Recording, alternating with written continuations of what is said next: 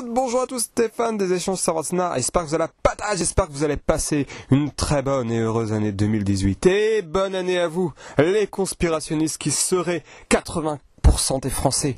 Mais j'en suis pas si sûr parce que j'ai lu l'enquête. Et si on enlève les gens qui ne croient qu'à une théorie sur 11, une théorie entre guillemets, vous n'êtes pas aussi nombreux, etc. Mais ce qui est encore plus drôle, on va voir tout ça dans les détails, c'est que il y a cette étude à ses limites. Voilà, on va pas perdre de temps parce que je voulais faire un épisode vite fait et finalement, en détaillant les résultats, je me suis rendu compte que c'est très long. Alors dans la liste des théories du complot, il y a une histoire de vaccin et le complot de l'homme qui n'aurait pas marché sur la Lune. Et sur ce, je vous conseille les vidéos de Defacator sur le sujet. Donc vous tapez Defacator sur YouTube et vous trouverez sa chaîne. Et aussi dans les abonnements de la chaîne de l'association, il y est. Bon alors, regardons ensemble cette enquête sur le complotisme. Alors, il faut savoir que je n'aime pas du tout le terme théorie du complot. Je l'avais déjà expliqué sur la chaîne. Tout simplement parce que c'est ni une théorie, et puis j'aime pas l'utilisation du mot complot non plus. Théorie, c'est quelque chose en science qui est solide, qui est démontré, etc. Donc là, on est plutôt dans une hypothèse, une thèse, parce que ça mérite même pas le nom d'hypothèse. Et le complot, ça existe. Et on en parlait dans le groupe Zététique, par exemple, le complot de la CIA qui aide les dictateurs fascistes à faire des putschs militaires en Amérique latine pendant la guerre froide. Ça c'est un exemple. Donc avec Pinochet au Chili, qui est un des plus connus. Donc franchement, Assermandax l'a dit sur son blog, Assermandax de la Tronchambier l'a dit sur son blog de la menace terroriste, et il a tout à fait raison, il a fait une analyse, et la mienne vient un peu en complément. Donc certaines choses qu'il a dites, je ne vais pas le redire. Donc ils ont essayé de lié, est-ce que ceux qui sont valorisés ou pas dans leur vie professionnelle sont plus conspirationnistes? Comment s'évaluent les gens en termes de crédulité ou de scepticisme? Une note sur 10. Est-ce que les gens consultent beaucoup leur horoscope pour voir le lien entre théorie du complot et superstition? Comment les gens s'informent? Donc 44% à la télé, 29% sur Internet, mais on voit que les gens qui s'informent sur Internet s'informent majoritairement sur les sites des grands médias. Donc télé, radio et presse. Premier problème, le jugement sur le niveau de compromission des médias. Il l'a évoqué à Sermandax, le problème de cette question, c'est que certaines affirmations ne s'excluent pas. Ça veut dire qu'on peut penser deux choses en même temps. Alors il y a la phrase conspirationniste par essence, qui est leur rôle est essentiellement de relayer une propagande mensongère nécessaire à la perpétuation du système. Système avec un grand S et entre guillemets, 9%, étant largement soumis aux pressions pouvoir politique et de l'argent, ce qui diminue leur marge de manœuvre, travaillant dans l'urgence, ce qui leur fait reléguer des informations déformées et parfois fausses, et globalement ils font bien leur taf. Donc 36% ils sont soumis au pouvoir de l'argent, 30% ils travaillent dans l'urgence et 25% ils travaillent bien. Et le problème, c'est qu'on peut penser à la fois qu'ils sont soumis aux pressions de l'argent, des pouvoirs de l'argent, et qu'ils travaillent dans l'urgence. C'est pas deux choses qui rentrent en opposition. Alors pourquoi autant de gens pensent que les médias subissent la pression des pouvoirs de l'argent? Et j'ai pris un exemple, c'est celui de la télé, vu que 44% des gens s'informent auprès de la télévision. C'est encore le premier média en France. Donc j'ai pris les chaînes françaises gratuites, nationales. C'est tout. Donc désolé aux francophones qui regarderaient cette vidéo et qui ne sont pas français, j'ai pris les chaînes françaises, parce que cette enquête se passe en France. Donc, il y a 8 chaînes publiques sur 27, c'est pas mal. Voilà, et je les ai grisées, donc on va étudier les chaînes qui ne sont pas publiques. Donc, le premier groupe, celui qui est plus présent sur les chaînes gratuites, c'est Bouygues, c'est le groupe TF1. TF1, TMC, NT1, JD1, LCI. Donc LCI, ils ont insisté pour qu'elle soit gratuite, sinon ils menaçaient de fermer la chaîne, et donc sous la pression, malgré qu'ils avaient déjà 4 chaînes gratuites, l'État a cédé. Ensuite, le groupe Canal, avec une chaîne en partie cryptée et minoritairement en clair, c'est Canal+, et 3 chaînes gratuites également. Le groupe M6 avec 3 chaînes. Ça, ce sont les 3 groupes historiques de la télévision privée française, qui sont là depuis les années 80 ou 90.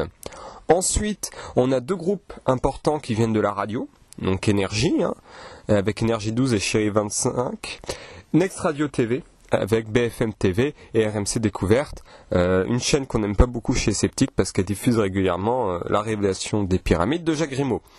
Et si j'enlève ces 5 grands groupes privés et les chaînes publiques, il me reste que 3 chaînes sur 27, Gulli, qui est une chaîne pour enfants, L'équipe qui est une chaîne de sport, et numéro 23 qui est une chaîne qui diffuse plein de choses, mais pas beaucoup d'informations.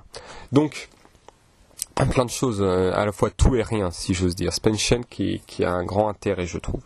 On a très peu de chaînes qui appartiennent pas à un grand groupe, à des grands groupes financiers. C'est normal, faire de la télé ça coûte cher. D'où l'importance de défendre les chaînes publiques et qu'elles soient un maximum de qualité. Parce que sinon, si les chaînes publiques ne proposent pas une information, des reportages, des fictions de qualité, on est obligé de se tourner vers les chaînes privées ou vers Internet. Ou Internet, il y a le meilleur comme le pire. Vous le savez très bien, je ne vous l'apprends pas. Donc voilà pourquoi autant de gens pensent que les médias sont soumis au pouvoir de l'argent. J'aurais pu faire pareil avec les grands groupes de presse, qui sont un peu plus nombreux, etc. Mais là, je pense que c'est assez parlant. Ensuite, ils travaillent dans l'urgence et ils disent des erreurs. Il suffit de regarder la chaîne Sceptique d'un Mondrian, qui passe émission Zététique et journalisme, pour voir qu'il y a des gros problèmes dans les médias. Donc voilà. Ça, c'est juste pour corréler entre conspirationnisme et ce que les gens pensent des médias. Mais comme j'ai dit, on peut rentrer à la fois dans 2 catégories.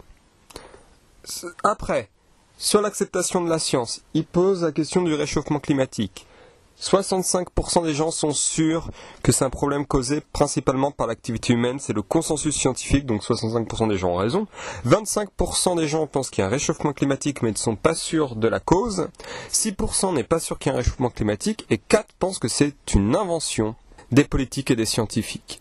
Donc ce qui est intéressant, c'est que beaucoup de gens ne sont pas sûrs. Et beaucoup de gens savent que ça existe et beaucoup de gens ne sont pas sûrs. Ce qui est intéressant à regarder, parce que ça veut dire que c'est des gens qu'on peut convaincre, les gens qui disent qu'ils ne sont pas sûrs. C'est important. C'est pas du tout la même posture que dire ça n'existe pas. On va voir qu'il y a beaucoup de nuances en fait dans les questions. Donc l'adhésion sur les affirmations sur l'immigration, je ne vais pas le faire, je vous laisse aller voir le blog La menace terroriste, l'article qu'a fait à Sermendax. Ensuite, sur les élections, est-ce que les élections sont organisées de manière suffisamment transparente et sûre pour éviter tricherie et assurer la réalité des votes en France ? 65% pensent que oui et 35% pensent que non. Sachant que la plupart des gens n'ont pas un avis très tranché, répondent plutôt d'accord ou plutôt pas d'accord.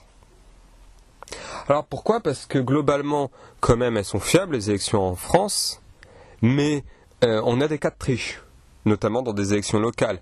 Les bulletins de vote cachés dans les chaussettes à la mairie de Perpignan il y a quelques années, les morts qui ont voté dans le 5e arrondissement de Paris il y a quelques années, les achats de vote à Corbeil-Essonnes, etc. Donc il y a eu vraiment des cas de triche. Il a été condamné, Serge Dassault, pour les achats de vote. L'évaluation de la compromission du gouvernement des États-Unis dans le 11 septembre. Donc ce qui est intéressant, c'est que 65% des Français pensent que les États-Unis se sont laissés surprendre. Ensuite, 29% pensent qu'ils étaient au courant, mais qui n'ont rien fait. Et enfin 6% pensent que c'est eux, le gouvernement américain, qui ont planifié. Alors là, on a 2 niveaux de conspirationnisme qui est totalement différent. Parce qu'être au courant et ne rien faire, ou faire soi-même, c'est pas tout à fait pareil. Il n'y a aucune preuve comme quoi ils l'ont fait eux-mêmes. Ça, c'est très facile à vérifier. Quand est-ce qu'ils étaient au courant ?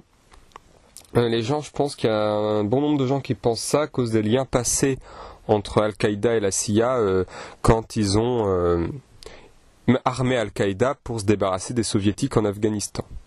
Le jugement de la réalité des génocides des juifs. Et là on va voir sur la gravité et la réalité. Et là on va voir qu'on a un souci dans la question. C'est un crime monstrueux, 74%. C'est un drame parmi d'autres de cette guerre qui a fait beaucoup de victimes, 24%. C'est une exagération, 2%. C'est une invention, on est proche de 0. Et on ne monte pas au-dessus de 1%, même au sein de l'extrême droite. Donc c'est intéressant de voir que l'invention est marginale et ça fait plaisir. Et que même l'exagération est très minoritaire. Alors, ce qui est intéressant, c'est que donc, globalement, les gens, ils sont entre c'est un crime monstrueux, c'est un drame parmi d'autres. Et là, j'ai un problème.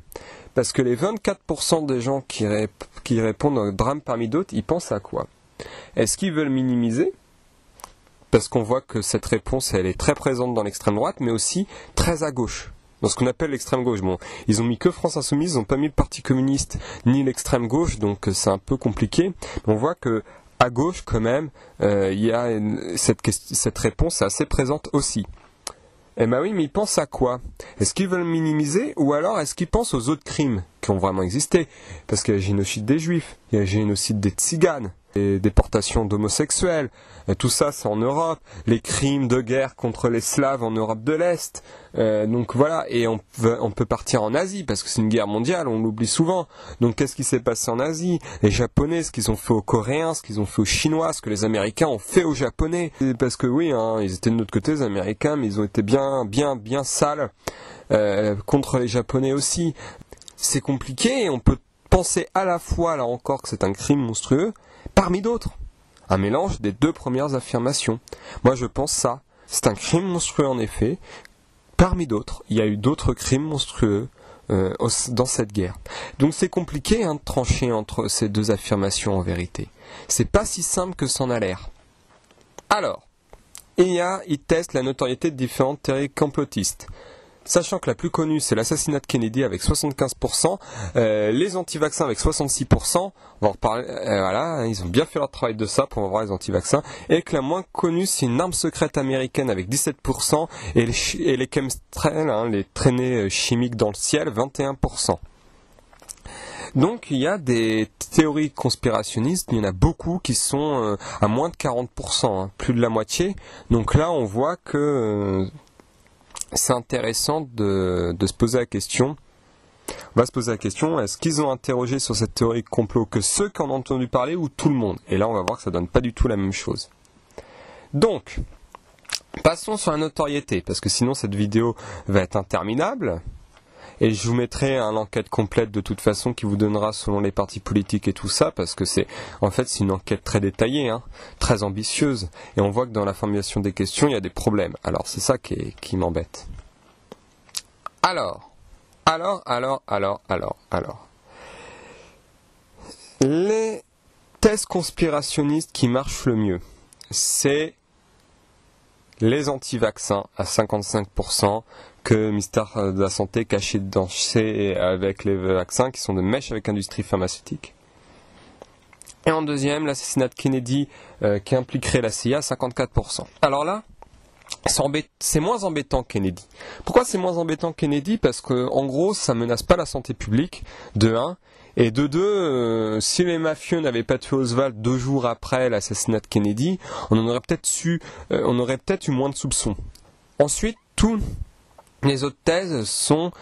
après, on tombe à 32%. Et ce qui m'inquiète, c'est que c'est sur le virus SIDA qui aurait été créé en laboratoire. Sachant que la majorité des gens qui répondent oui à chaque fois, et parfois une large majorité, même souvent, disent plutôt d'accord et non pas tout à fait d'accord. Alors que c'est moins tranché dans les d'accord. Dans les pas d'accord, je veux dire. Il y a parfois les pas d'accord du tout sont supérieurs aux plutôt pas d'accord. Voilà. Donc c'est important, ça veut dire que les gens qui croient plutôt aux thèses conspirationnistes, c'est des gens qui pour la plupart doutent. Et il y a les tenants qui sont tout à fait d'accord. Et là encore, par exemple, pour les vaccins, on tombe de 55 à 17%. Pour l'assassinat de Kennedy, on tombe de 54 à 11%. Donc ça, c'est les résultats plus fins. Et quand on étudie les résultats, on a des choses bizarres. Et on peut dire qu'on a eu des trolls, des gens qui ont essayé de bousiller cette étude.